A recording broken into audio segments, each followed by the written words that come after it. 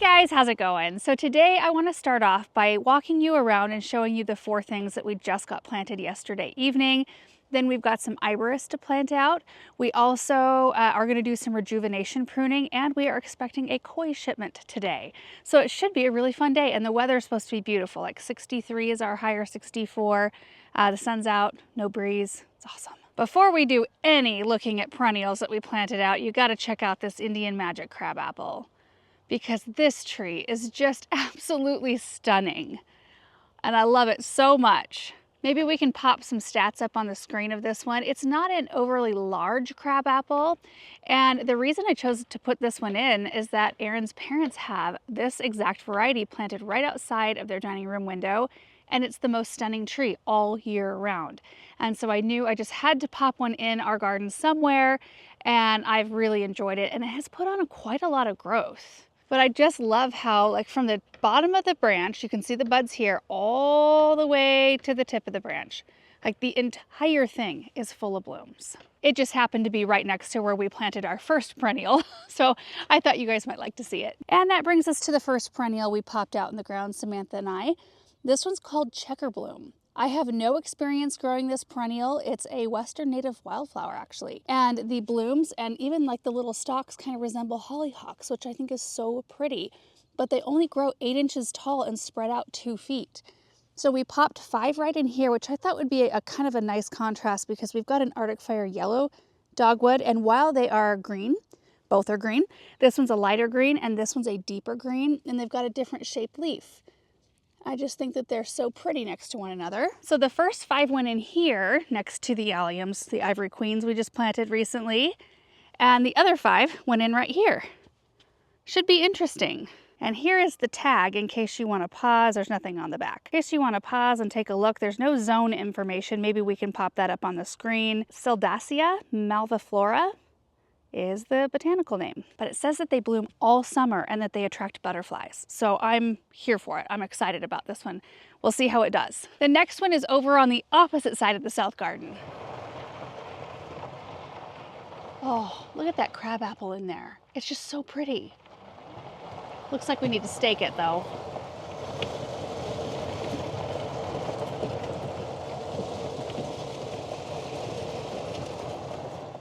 Okay, so right along the edge of the grass right here, they're so cute all lined up right here. This is called a silver cotula. There's the tag. I don't even know if I'm saying that correctly, but this is really good for like a rock garden. It's even labeled for that, rockery or alpine plant.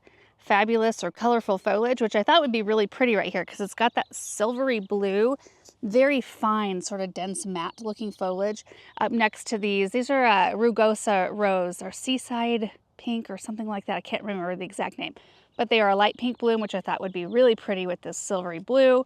Whoops. But here are the stats: 3 to 7 inches tall, 6 to 12 inches wide, zone 6, drought tolerant, long blooming, evergreen.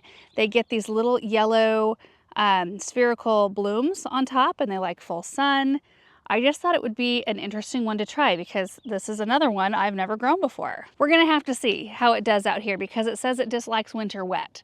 So when it says drought tolerant, that means it probably wants it on the drier side. So this area gets overspray from the sprinkler, and that's probably all the water it's going to need. I'm not sure that we're gonna actually need to run drip to it exactly. We'll just have to kind of watch it and see how it does. But both the checker bloom, actually, did all of the ones we put in the ground last night come in our January load?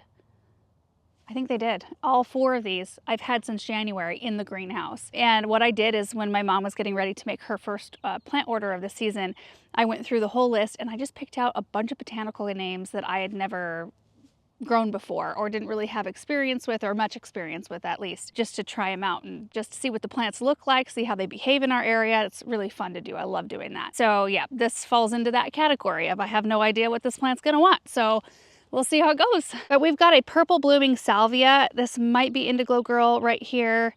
Can't remember, but it is right? It's purple. I think it's purple because we've got the pink rose. We'll have the little bright yellow blooms. And then like right in here, I'm going to do a drift of something else. And then this is where a pathway will eventually enter into this middle section. And the other two are near the pond. So right in this area, pathway leading up to the pond, on the right-hand side, we popped in a bunch of Cupid's dart, which I'm so excited about this plant because I feel like this is the perfect type of thing to put in around our pond, because I want everything to have a sort of wildflower meadow sort of look, which this perennial absolutely has that look. The blooms are like really papery. You hear that? They're interesting, and they're a beautiful kind of light lavender blue blend. Now these typically bloom midsummer through fall, so they are definitely ahead of the game, but they've been in our greenhouse since January. So that's why we're seeing some blooms now, but it'll be nice to have some later color because we've got our lilac here, which will get bigger. You know, this will fill in this space, be beautiful spring interest this time of year, and then we can have some beautiful summer color through fall on this perennial. So these are hardy down to a zone 4, and they grow about 2 feet tall by 2 feet wide. And I went ahead, even though I'm trying not to do like massive drifts of things in this area, I just put them all together, because I think it's a ferny enough, feathery enough look that it won't look like a mass, if that makes sense. And it will, I don't know, I just think it's gonna look so magical when the whole area, like this whole space, is full of these little blooms kind of over the top of the foliage canopy, if that makes sense. It gives it more of an ethereal, whimsical look. I just love this. Now, I don't think I've grown this variety either. Not that I could recall. I mean, it seems really familiar. Like maybe it was in my parents' garden growing up. That's likely. Maybe I had it in the townhouse garden. I can't remember. But it does say, from what I can tell on the tag, that if you deadhead this one, it will encourage better rebloom. But it has a very interesting seed pod after it's done blooming. So it might be like echinacea. A lot of varieties of echinacea I don't deadhead because I like the look of the seed heads that are left over. And while taking them off might help produce more blooms, I kind of like it both ways, and I like to not have to do any maintenance on the plant. So we'll see how it goes with this one. Those great big mop head type echinacea though, those do not have pretty seed heads to me. I like to get those deadheaded. Well, what in the world's Aaron doing? What are you doing? I'm gonna go plant that hole, or that arborvitae along the south side, where we've got the line. Remember the one that kept dying over? Oh yeah, awesome. Do I want to watch? Not necessarily. I got my own stuff to do. Okay. But thanks for the offer. It also says, which this makes sense, that they make for a really great cut flower. I mean, look how long the stems are, and they're flexible, which I love. I love it when they're not rigid. And they also make for an excellent dried flower, which makes sense with how papery they all sound. And they attract all the beneficial bugs, so that's a good thing. Now the other and last thing that we got done planting last night is the Labrador violets, which I tucked in behind the pond because I don't want to neglect that spot. We do see it when we are on like the basketball court area, and it's just this little magical tucked in space that I love. See right through here, we've got the hellebores. Looks like there's a hose out water and something over here. But anyway, I just kind of wanted to keep a little walking path through here and just want to keep adding some things, which if I can add something like the Labrador violets that naturalize and that will honestly probably be good for the back of the sperm because they will probably help with some erosion, I think that's going to be great. Now these are not in as full a bloom as they were in the greenhouse, but again, these have been in there since January, so they've been subjected to quite a lot of heat already. But they have the sweetest purple blooms, and they're actually fragrant, which is so fun. And they like sun to shade. They're very versatile. So I figured they'd probably like this back area. They'll get a little bit of dappled morning sun, and then they'll be in the shade for a lot of the day, which means they may not color up. Like the leaves are a little bit more on the green side because they haven't been getting full sun in the greenhouse. Maybe, I'm guessing that the more sun they get, maybe the darker the leaves are. You can see a picture here of the tag. It says deer resistant. That I can't speak to because we don't have deer here, deer pressure. So may naturalize. We want that to happen. 4 to 6 inches tall, 1 foot wide, and they're hardy down to zone 3. So we planted all of them and just a great big mass right here. And check this out. If we come up this way, we're right at the tippy top of the pond. Look at this. Oh, love it. All right, guys, so now we have just the one perennial to put in the ground. And I really just want to get these in. These also came with the January load, and they've been a little bit stressed in their container, but they look really, like their blooms are really pretty. Look at them back here, just lighting it up. Oh, these are a type of iberis that I haven't grown. I've grown the classic, you know, white, which these kind of look like it. This is called pink ice candy tuft, or iberis is the botanical name. So they do have a little bit of a blushy pink. I don't know if that's translating on camera very well, but the center right here, the center of the bloom is definitely more pink than the traditional iberis. And they're supposed to bloom spring through summer, which would be amazing. Now they grow about 6 to 10 inches tall, which they're about that at this point. See, look at that.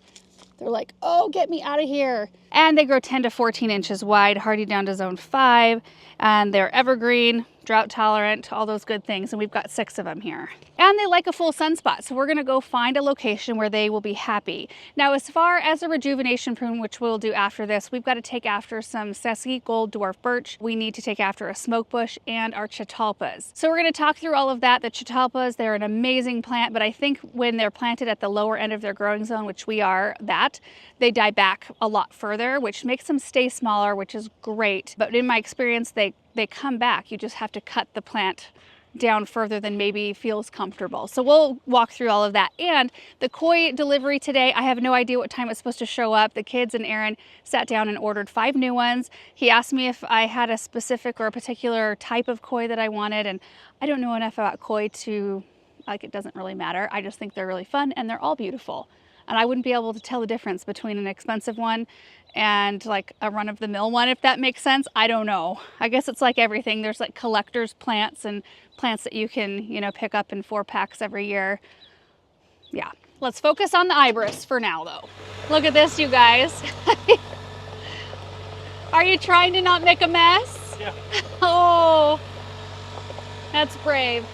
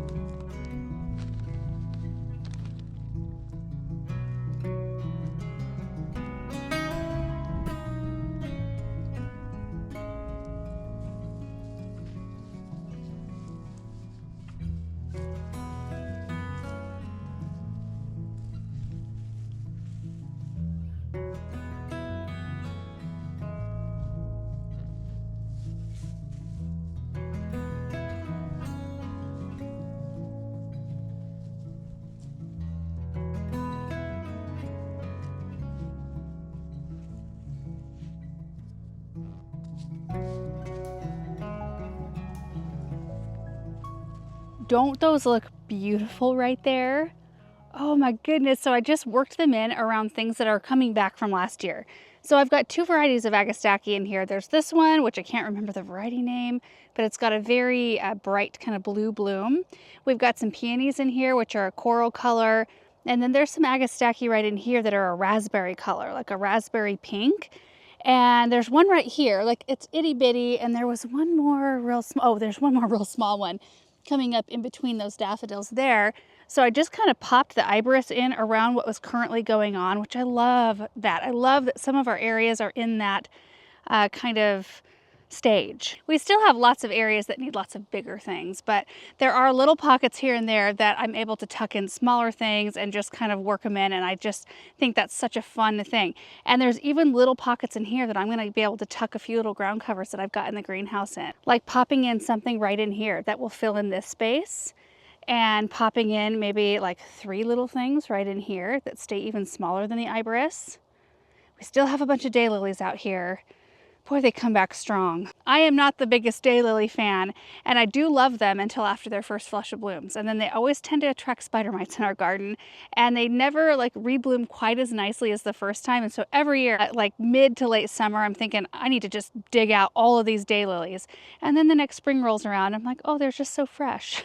And these are a beautiful one. We've got a forest pansy redbud right above, which has got deep purple leaves. And then these have kind of a real smoky pink bloom with a deep burgundy throat, which they really blend together nicely. So I don't know, until I've got a bunch of perennials I want to put in their spot, they're just gonna stay. One more thing while we're over here, because I just can't help it. Look at the angel white lilac. All of the blooms, almost all of them, are open at this point. I mean, if you get in close, you can see that they still have a few buds to open yet. I can hear the honeybees, but the fragrance over here right now and the way that these white blooms just light it up, just love this variety. Okay, so we're going to move on to rejuvenation pruning at this point. We're actually near one of the plants that we're going to be pruning. So we'll start here with the catalpas. I'm going to show you ones that we planted last year versus ones that we planted 2 years ago. But they're all doing the same thing. So El Nino Catalpa, I actually highly recommend this plant. Even though we're cutting it back pretty much down to the ground today, they grow so quickly. Like I'll cut this one down today, and by like midsummer, it'll already be this tall and full of blooms. At least that's been my experience. We've had them in the ground for, this will be the 3rd season for three of them that we have planted, and I have more in the high tunnel because they're such a fantastic plant. I want them everywhere. The blooms are probably have the highest fragrance of anything I've ever planted before, and it's a good fragrance. But if we get in here close, you can see these branches are done. Like there's no green in there at all. They're brittle and dried up. But if you look closer to the base, you can see all the fresh growth coming out. And this is exactly what they did last year. In fact, I think last year they did it later in the season than they have this year.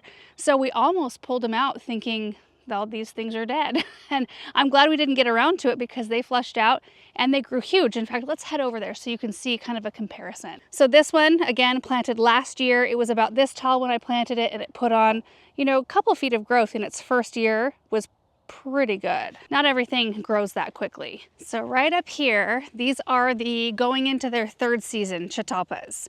So you can see last year they died all the way back down to the ground like the one I just showed you. We cut them off, and this is how much growth they put on just in one season. So the tag, I think it says they grow 10 to 15 feet tall and 8 to 10 feet wide, which is like a small tree, not like a very large shrub. But when they're grown in the lower end of their growing zone, like I mentioned before, I think they just stay a lot smaller. So maybe we can expect them, which I'm thankful because I placed these wrong. I thought they stayed smaller than what their tag now says they do. But if they stay in that like 6-foot range, that's going to be perfect for this space. So same sort of deal here. You get in here, these are dry, no green in their stems, and I've already tested them in multiple locations. But if you get down here lower, look at that. You can see them starting to leaf out. So like this one here, we're gonna probably cut it. Well, let's see. I'll probably test, let's see if there's any green. There's a little bit of green in these stems. Boy, this bark is so hard, I can hardly get my fingernail in here. Which probably means this one's done. There might be the faintest whiff of green in there. I don't know. And if you wanted to be like extra sure, you could wait another month before you cut these things back. But just based on our experience the last year, this stuff never ended up leafing out at all for us. Doesn't mean it wouldn't leaf out this year, but from everything I'm seeing and testing here, I think we're just gonna go ahead and cut them down. Plus, I think that'll help size control them anyway. So either way, I think it's a good thing. Here's another one right here. Again, we get in close to the base, and that's where you see the buds coming out. There's no buds on any of this other stuff. And I might today just like cut them back to where there's a little bit more left, and then we can always come in and clean that up if we need to. And then the last one is right here. I was just amazed at how quickly they grew. So this one has some buds a little bit further up. There might even be some right here, but most of it's concentrated around the base. I'm gonna go get my battery pruners for this job, I think, or loppers. Those are a little bit too big of stems for my Falcos. That's what I brought out here thinking they were a lot smaller diameter. Okay, I got my battery operated pruners, but I also brought my Felcos out as well because I'm just gonna do a test on a few more of these branches to make sure that there's not any life in them. So right there, I just scraped up a little bit of the bark. It's pretty blonde. I mean, you could argue that there's a tiniest bit of green, but I just don't think this one's gonna do much. Let's do this big one. Oh, there's some green in that. Look at that. So maybe we'll leave a little bit of these a little higher just to see what they do. Like this one, you can kind of tell, like this one looks dead. Yeah, there's not any green in that one. But some of these larger ones might have enough energy to push some growth. Maybe.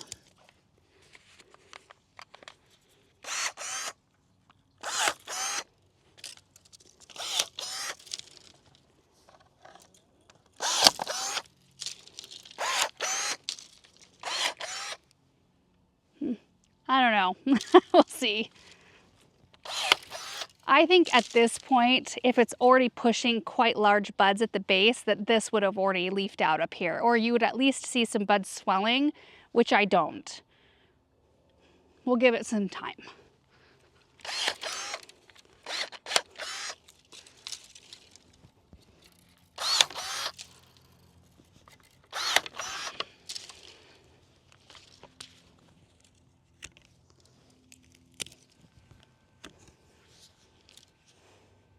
Looks pretty good. Got the arb planted. Done been planted. It looks good. Nice to have one there. Is that number 4? Yeah, I think so. 4 or 5? 4 or 5, yeah. Hopefully it lives. Nope, no life in that one.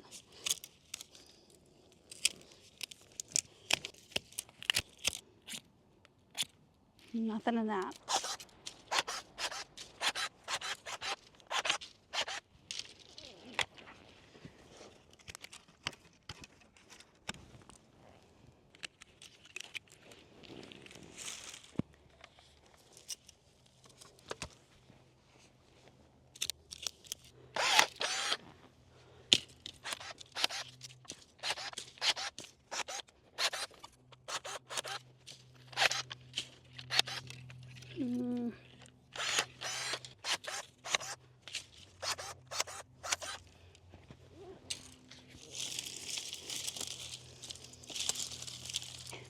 Well, there they are, all 3 of them pruned back. I have a very strong feeling that we will be back in here cutting out more of them, but we're giving them a shot.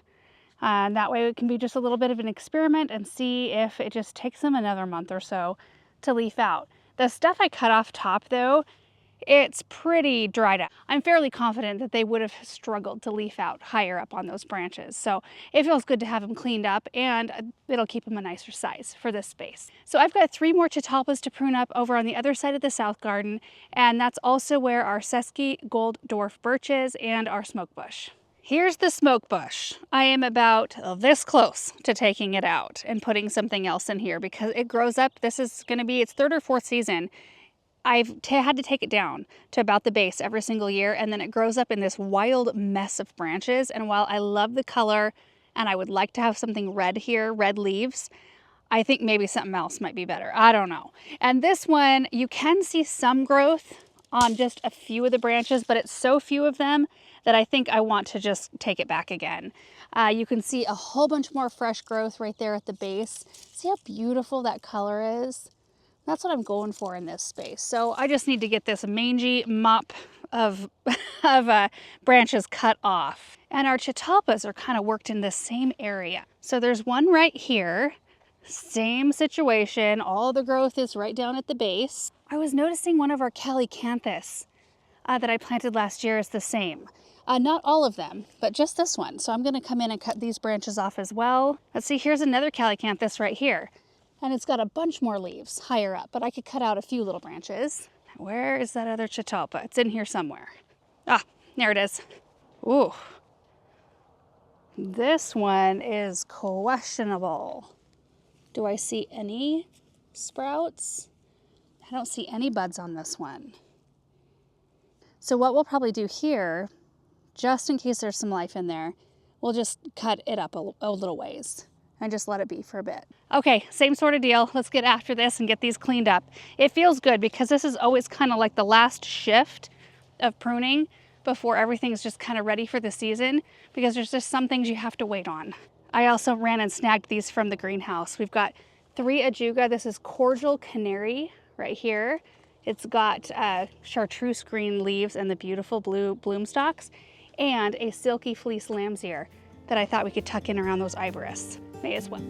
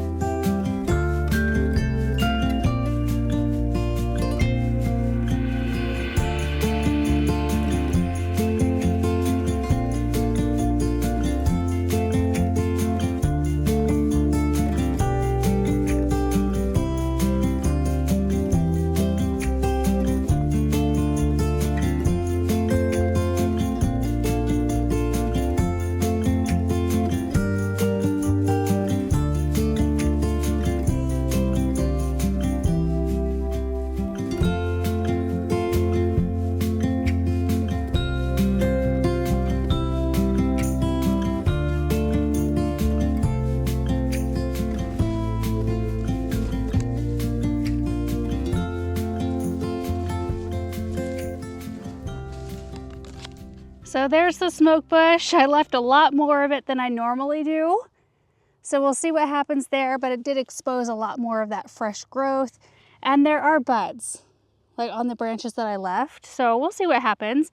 And then I cleaned up all the other ones. So there's not an enormous amount to see on those, but I did pop the ground covers in. And they are beautiful. So our silky fleece lamb's ear tucked in this little trio.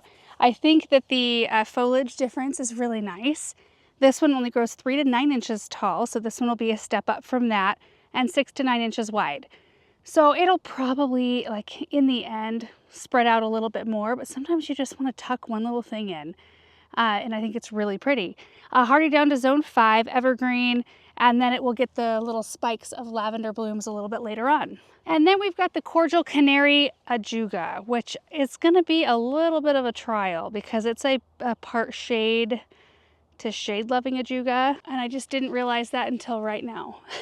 Looking at the tag, thinking most ajuga that I plant is in quite a lot of sun, and it does really well. We'll see how it goes. Maybe it's because it's a lighter colored leaf. But I think it looks so beautiful here. So if this one doesn't end up working out and we have to move it, we can get a different variety of ajuga. But I just love the brightness of the leaves. That chartreuse just pops. So this one, 4 to 6 inches tall, 18 to 20 inches wide. So it'll definitely, I mean, those of you who've grown ajuga, you know how it spreads. It doesn't in our area quite as bad as it does in other areas because we don't get the rainfall that a lot of other areas do get. But it says it's, well, evergreen, and it's both drought tolerant and it tolerates moist soil. So it's incredibly versatile that way, and it's hardy down to zone 4. Okay, our last thing are the birch, which are just around the loop here. Look at the load behind me right now. Hopefully we don't lose any of it. Okay, here we are. So I've got 3 of the Sesky Gold Dwarf Birch right here. This one is still doing pretty halfway good.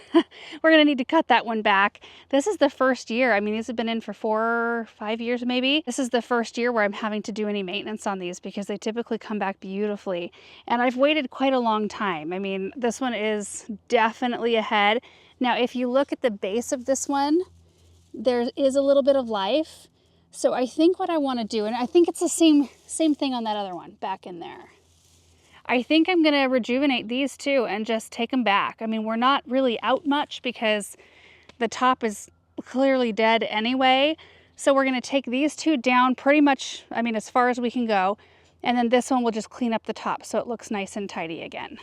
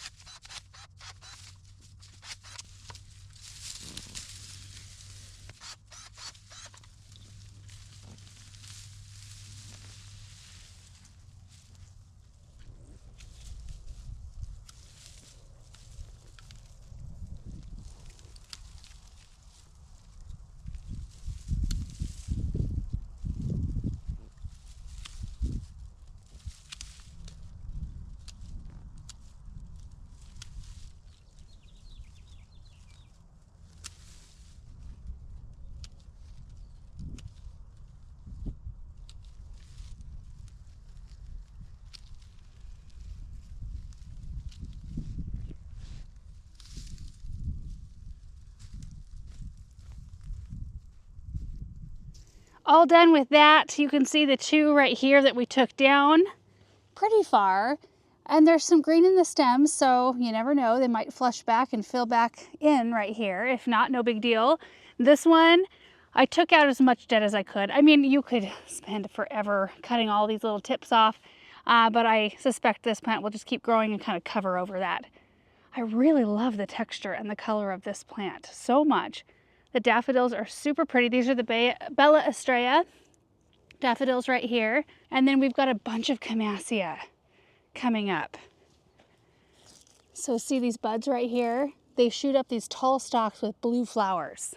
And they go through this whole area. It's so beautiful. And I'm about maxed out here on what I can fit. So it works out perfect that we're done. I am gonna go unload this gator, put all my tools and stuff away, and we will wait for the fish. Hopefully they arrive soon, and I'm excited to see what colors we got. I do think that they're rather small. I think they ordered the smaller ones because they tend to grow really quickly. I didn't realize how quick they grow. So anyway, we'll be back when the fish arrive. Okay, the koi have arrived. The kids are so excited, and Aaron's got the box right there. All right. Ready for the grand reveal? I'm excited. Can I see the fish? Yeah. You will. Are they flopping around? Well, they might be in a container, I'm guessing. That's watertight. Can't believe they can ship fish like this in a box. Yeah. So. Oh, look at that. Our new baby fish! Oh, they look so cute! Oh, they're so small. They are little. Look at them Oh, they now. look so cute! Oh, they're probably freaked out. Oh, they are. Okay, so we just set them in the pond? Yeah, we gotta set them in there for a little while. They look really, really cute! I hope that they're not too small that the frog will eat them. Can we please put them in the water? Come on. They can get to know the other fish while Yeah. Come on. while being What safe. Do frogs eat fish sometimes? The little itty bitty fish babies. So this is how we introduced new koi before. You know, they usually come in a bag like that. And then you just float them in the water so that the water that they're in can kind of come to temperature that the other water is. So what, like 30 minutes? 20, 30 minutes? Something like Or that. so? We did 30 minutes when Greg was here. We did 30 minutes when Greg was here. Yeah. Okay. We did 30 minutes for oh, the baby fish are so cute. Aren't they cute? Yeah, babe. At least the fish will protect them from the frog. Yeah. Oh, mercy. Look at these. You'd think that they don't ever get food ever. They are really tiny. You know what? It's like when you see an infant baby of somebody else's, when you think your kids are really small, and then you see what an actual infant looks like, and you're Yeah. like, dang, our fish look huge. So just for reference, those 5 fish were like $130, I think. Uh-huh. Boy, looking around online though, there are some like $500 options per fish. There's, I mean, you can spend like $10,000 on a single fish, which is nuts. That is nuts. Well, to us at the moment. This was like the cheapest option I could Yes. find online, so I don't know. He's so excited. Wait. So we're just going to relax out here while the fish acclimate, and then we'll release them. Okay. We're going to open it. Let's let Daddy open the bag. Oh, there's another bag? Or there. Can we put them in? So it looks like there's a white and goldish one, There's and a a black, black one. and gold. Is there 4? Oh, no, there's 5. Yeah.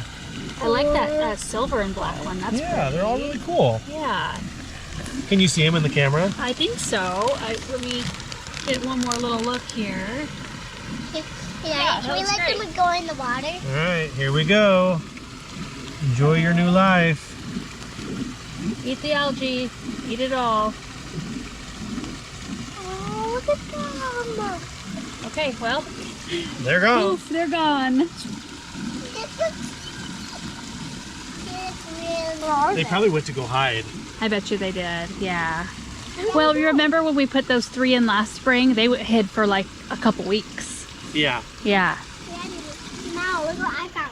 Ooh, that's a nice flat rock right there. It looks like a mountain. It does. Well, that was fun. A little anticlimactic when you put them in the water. but hopefully they acclimate to their new home really quickly and we can start seeing them here shortly. So that brings us up to, we did lose one. One of them was rooting around in the rocks and somehow got one of them to flop down on it, right? Like he got stuck between he got pinned, or she, I don't know what kind of, anyway, the fish got stuck in between the rocks and it did die. And it was one of the original ones, I think, right? I think so. So that brought us down to 13 koi in the shark. So now we've got up to 18. 18 koi and the what's the high fin banded shark? Oh, so 19 total? Yeah, so I think we've got the 19 fish in here altogether, which I think we could do a lot more than that, but it gives us some years to add some. I was talking to Greg, and he said he thought it was actually like interesting that none of the fish have had babies yet. Could it be the frogs in here that Maybe. eat the babies? I don't know that he knows either. But yeah, he thought that was almost kind of suspicious, maybe, that, you know, Really? yeah, there have many babies. So I don't know, maybe it'll happen. Yeah. Well, we'll see how it goes.